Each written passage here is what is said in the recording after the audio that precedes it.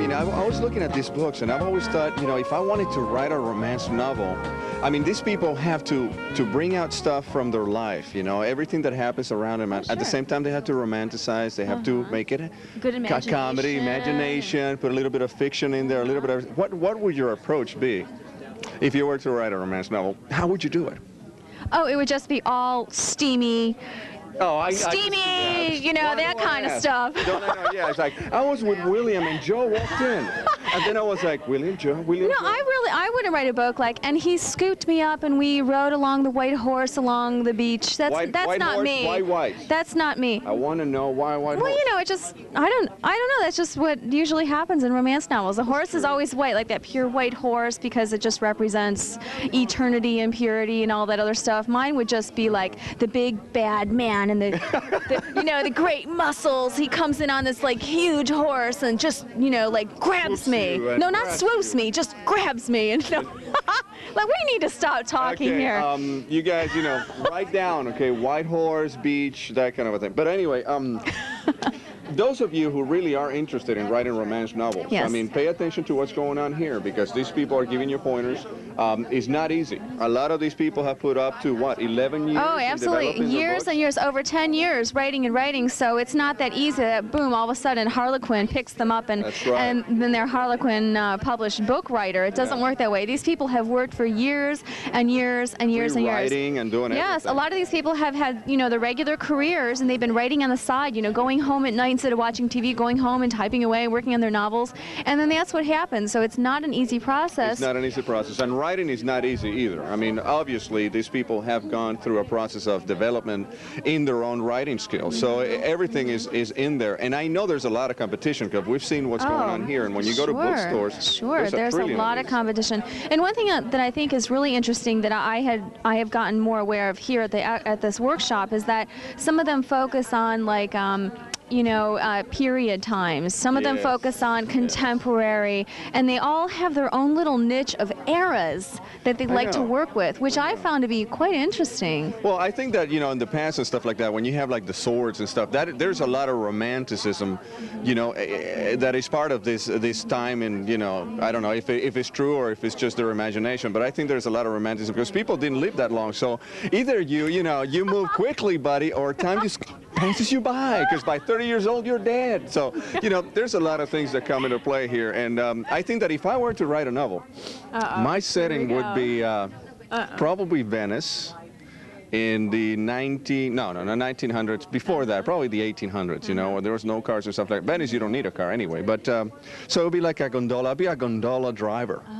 You know, and then, but I'll be a studly gondola driver, and then you know, all the girls that come in there with their couples on the gondola, they just leave their couples and stay with me. Oh my gosh, so you would have this whole boat full of women. Gondola. Exactly. So if anybody's interested out there, let me know. I'll write it for you. But anyway, so stay tuned, folks, and watch more of our writers, and I hope you learn a lot about what it takes to write a romance novel. Yes, stay tuned. We'll be right back with some more authors. All I'm saying is that in your next book, better be a Venezuelan studmaster. That's all I'm saying. Okay? That's not that I know anybody like that, but you know, it's... Okay, just give me names and we'll see what we can do. You better start going to the gym like tomorrow, Joseph. You'll be our sagging middle. If you're enjoying the Michelle Valentine Show, you will love her new travel TV show, Love, Eat, Travel.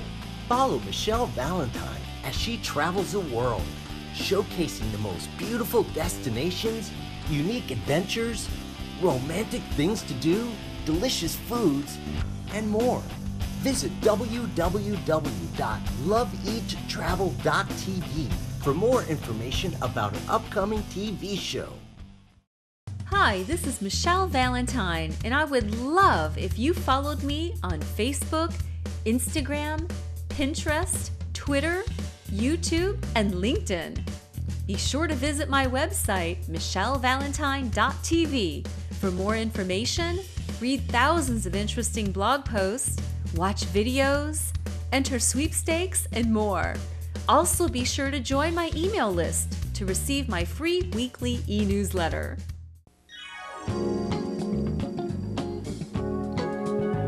All right, right now we have Cheryl Ann Porter, an author of, it looks to me, about 10 books right now. She currently has 3 that are coming out as of right now. 3 books. Can you imagine that? It's amazing. That's a lot of writing. Yes. Constantly. Yes, and she has a great book coming out. It's called From Here to Maternity. You have to like this one. It's about an ad executive in New York City, and there's a baby. The premise of the book is that a baby is simply dropped into her life. It's not her baby or the hero's baby, and she is single, and it's what would you do with this baby? People totally unsuited to be parents. And so, of course, I threw in from there her crazy mother who just wants her to be settled down, and she is a career woman, and this is the last thing she wants. And then they have to deal with a baby. It's essentially, is it an abandoned baby? And in this book, I wanted it to turn out to where the baby, I didn't think that was a fun scenario for romantic comedy. So I thought, what if it's something of a baby on a mission, like a Cupid type of baby?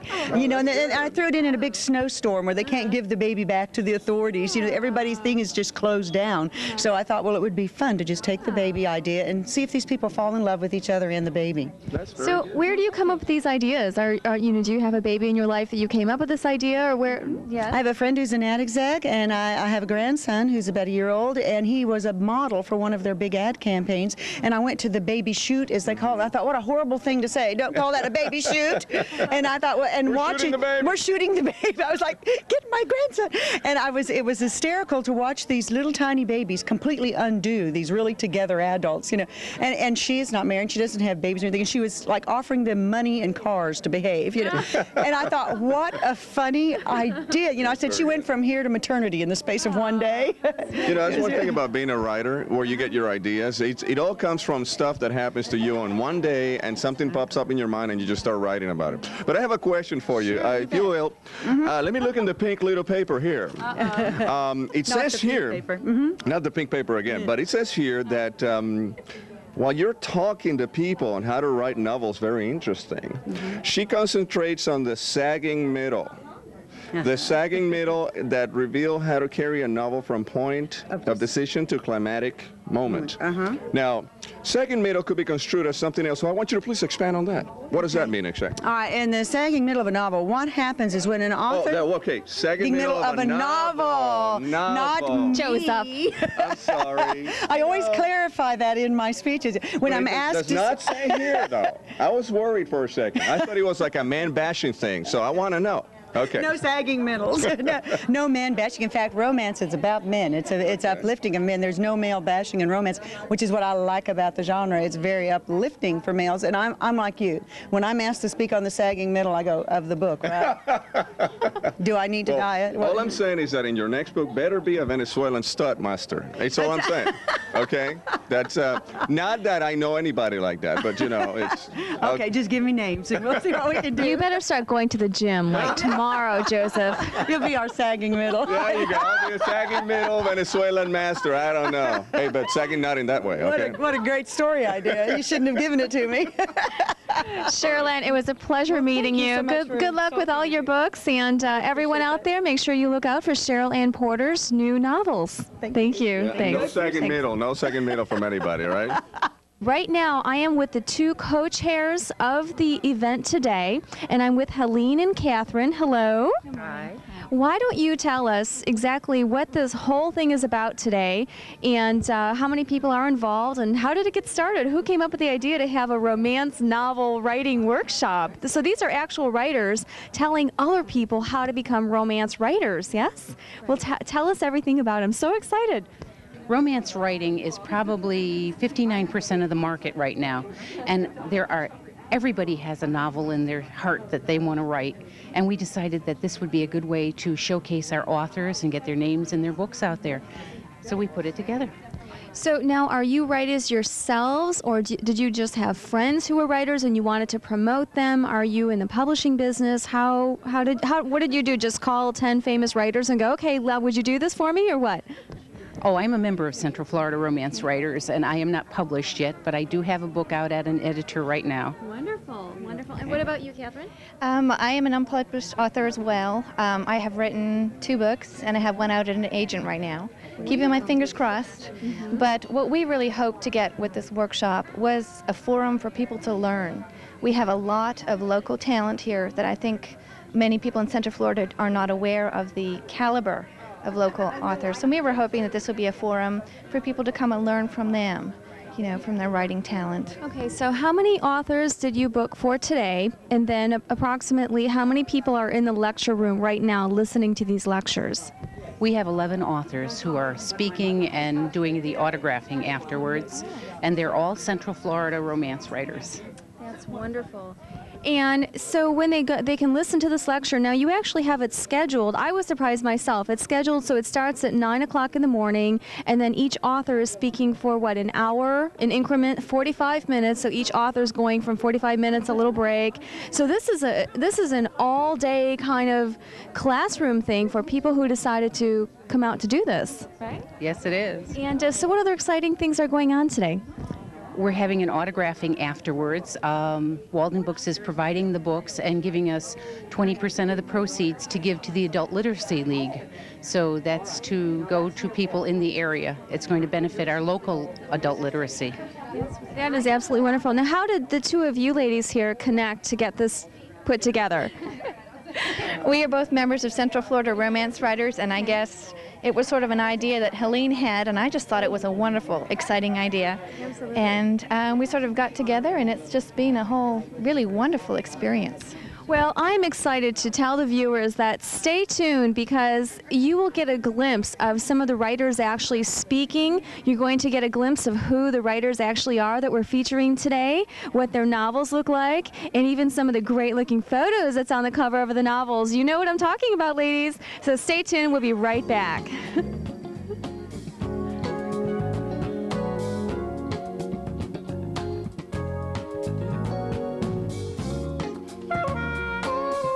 If you're enjoying the Michelle Valentine Show, you will love her new travel TV show, Love, Eat, Travel. Follow Michelle Valentine as she travels the world, showcasing the most beautiful destinations, unique adventures, romantic things to do, delicious foods, and more. Visit www.loveeattravel.tv for more information about an upcoming TV show. Hi, this is Michelle Valentine, and I would love if you followed me on Facebook, Instagram, Pinterest, Twitter, YouTube, and LinkedIn. Be sure to visit my website, michellevalentine.tv, for more information, read thousands of interesting blog posts, watch videos, enter sweepstakes, and more. Also, be sure to join my email list to receive my free weekly e-newsletter.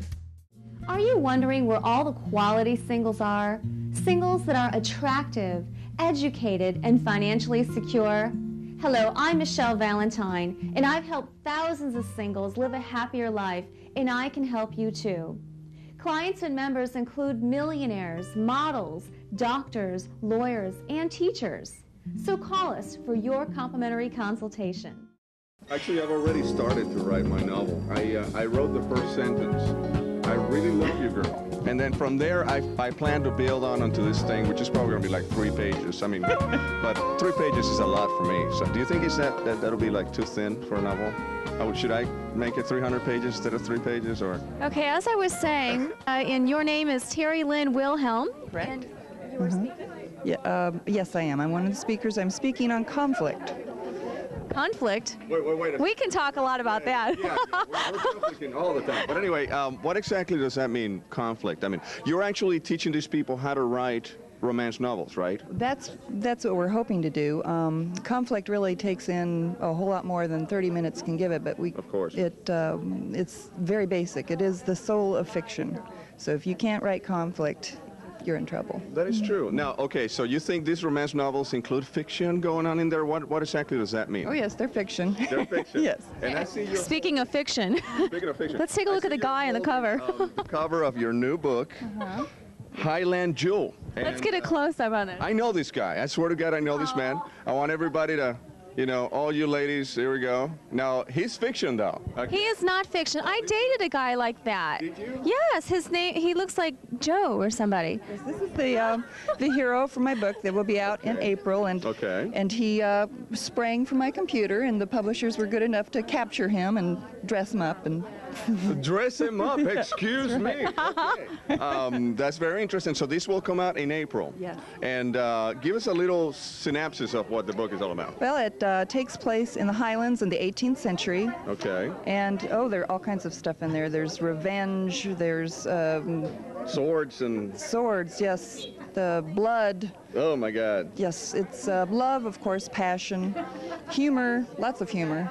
Wow. So is this where he, like, takes the sword and kills these other men to get to the woman he loves, or how does this work? A man who has lost everything. His clan has been completely decimated, but he was in America when that happened because a lot of the Scots moved to North Carolina after the 45. And before the 45, since actually this takes place before the 45. But he was there scoping it out, looking for a place to live, and when he comes back, he doesn't have a family anymore, and he keeps trying to find out what happened to them. They've been slaughtered, and he's a hunted man. Oh, my God. That's pretty interesting. Well, I can understand why he's a hunted man. Forget about it. I don't even have a comment on that. So men like this normally just pop out of your computer? Yes, I have a very good computer, yes. All right. Well, thank you. We're gonna catch a little bit of your spiel, if you will, and we'll see what conflict is all about. So thank you very much for giving us your time. Thank you. Disaster is a hook. It offers and it has to be logical. It offers a logical yet unanticipated development that throws your focal character for a loss. Make them suffer. Especially him. We all love to see the hero suffer. There's a lot of sympathy with tortured heroes. An example, in Pretty Woman, when at the polo match, we're talking about disaster now, not tortured heroes, Edward is pressed by the slimy Stuckingham about Vivian's identity. He's treated her like a lady, he's dressed her like a lady, she feels like a lady. Stuckingham suggests she might be an industrial spy. He points out that she's talking with Edward's business rival, who happens to be a handsome young man. In a flash of jealousy, unprepared to answer questions about his true relationship with Vivian, because he's not even sure about it. Edward tells Stuckingham that Vivian is a hooker.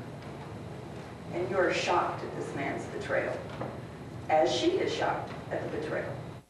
Hi, we're here with Paula Tanner Girard, and she's also an author as well. And you will not believe this. She is the author of, I have in my hands here, 1, 2, 3, 4, 5, 6, 7, 8, 9 books. And she's currently working on your 10th book. Yes. So tell us, how did you get started in writing? Look at this. I love this book. Look, A Valentine Bouquet. No, I've been writing since, I'd say, grade school. And I met the romance writers and joined the group and started writing romance. And these are Regencies, which is 1811 to 1820, during the Regent period. And mine are mostly light-hearted comedy sort of stories, but they're historical, very, very exact historical data in them. And I just have enjoyed this genre, though I've done other things. I've written nonfiction, and I imagine there's a lot of research if you're trying to be historically correct. Yes, and the Regency writers are much more strict than even the historical, what is called the historical, in making sure that we have the right data.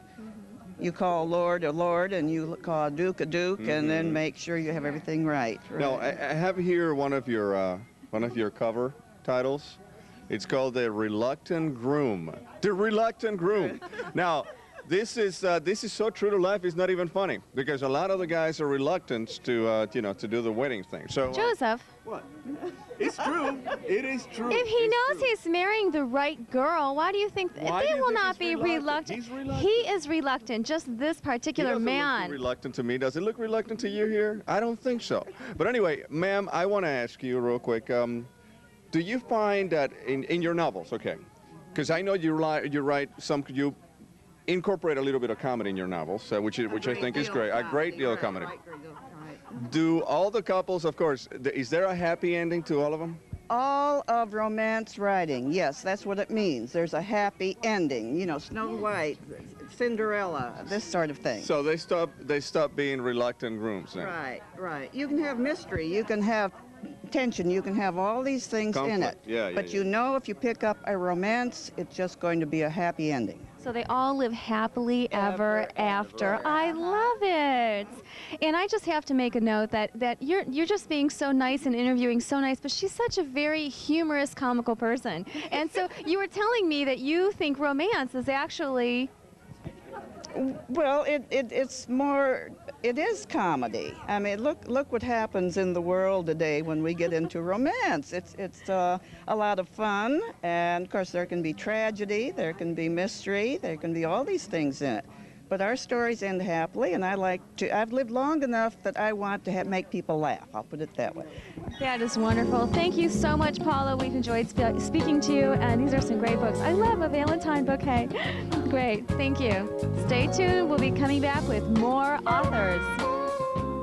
If you're enjoying the Michelle Valentine Show, you will love her new travel TV show, Love, Eat, Travel. Follow Michelle Valentine as she travels the world, showcasing the most beautiful destinations, unique adventures, romantic things to do, delicious foods, and more. Visit www.loveeattravel.tv for more information about an upcoming TV show.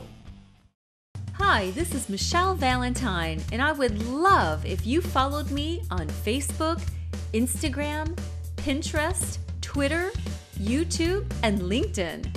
Be sure to visit my website, michellevalentine.tv, for more information, read thousands of interesting blog posts, watch videos, enter sweepstakes, and more. Also, be sure to join my email list to receive my free weekly e-newsletter. All right, folks, and we're back at the Romance Novel Workshop. If you want to write a novel, you should come to events like this, because these people have really good points as far as how to write a novel, how to create a conflict and make it interesting and all that good stuff. I have here Glenda Sanders. This lady has written over 30 books. And what I like about this is that, check out some of the covers. You know what I'm saying? Now, this is good stuff. Good stuff. So, Glenda, I want you to tell me a little bit. I mean, you've published 30 books by now. Yes, I have. So, first of all, I want you to tell me your angle about the way you write, because I know there's people that write more comedic-like, there's people that write more focusing on the conflicts. What is your style? Well, I tend to have a lot of humor in my books, but I also tend to be all over the map. I've done ghost stories, I've done very serious books, and I've done funny books, but I enjoy the ones with the humor. Okay, now, when you think of parts of the world that are romantic, which ones come to mind? Oh, gosh. Anywhere can be romantic. There's always a moon, but Where are most of yours set? Where are most of them well, set? most of mine are set right where I am at any given moment in time. You know, they say write what you know, and that's what I've done. And so consequently, a lot of my books have been set in Florida. For this particular book, Temptation. I wanted a destination at the end of Amtrak, and I took a train trip up to Baltimore and did my research there. So it's set mostly in Baltimore. But this one's set in early Tallahassee.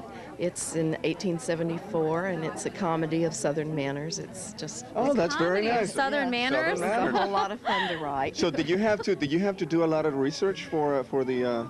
Because I mean, you're going back so far back in time, so the mannerisms and everything. Yeah, absolutely. And I usually start by, you know, just a general overview of the time period, and then I'll go to the local newspapers from the area during the time period, and that way you find out where the businesses were and what was going on. And in this one, I didn't realize how major the temperance movement was, even in the, you know, the outer regions during 1874, and so that was kind of fun to work the temperance movement into the story. That's very nice. Okay, now I'm going to ask you the question that I've wanted to ask you writers that have done this you got 30 books under you. So what would you tell to somebody that wants to start writing romance novels? What would the main thing that you want to let them know as far as how they should pursue this? Well, obviously familiarize yourself with the market, you know, and then decide what it is that you want to write, and then familiarize yourself with that market even more. Then, you know, join some writers and perfect your skills. You know, you have to learn. It's not like you decide to become a writer and you are a writer. There are skills involved in it, and expect to start out slow and get better as you go along, and consequently more quickly you can write then, because you know you're not having to stop as many times and correct yourself or agonize over things as much. So now, when you have 30 novels out, I would assume that it takes a long time before you actually get your first book published, and then the second book. So is it easier to get your books published once you have a few under your belt? Are the publishers more than likely to go, okay, we'll grab this one again and publish it? And because is it easier that way, or is each book kind of like a brand new submission? It's easier because you have the attention, and when you're working well with the publisher, then it's certainly a plus, you know, and they're more apt to take a chance on you. When you tell them about an idea, they know how you're going to develop it. And, you know, say a new writer comes in, it may be a wonderful idea, but they have no idea how they're going to handle it. It is easier.